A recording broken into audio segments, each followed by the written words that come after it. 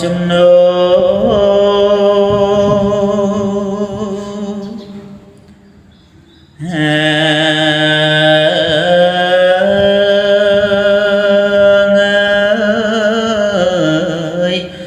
bọng phạt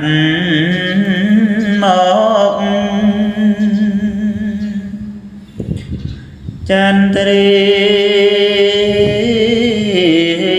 mọc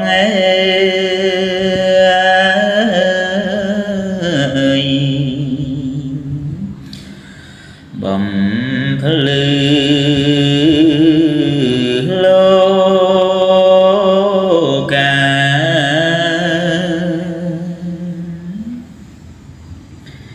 dục ninh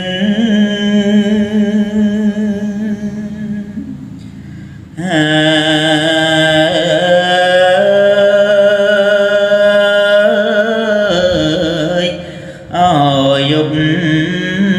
ngắt về vô bằng phạt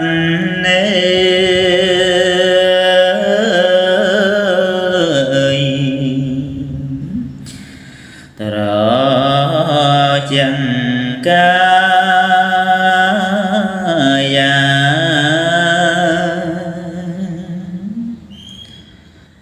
con ơi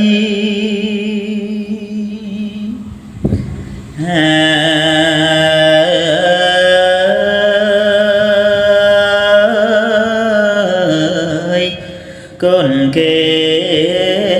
tư về ly ông trời nghe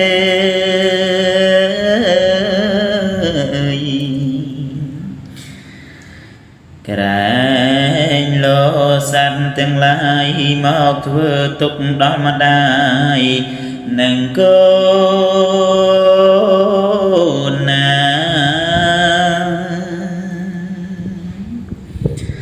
ngày sách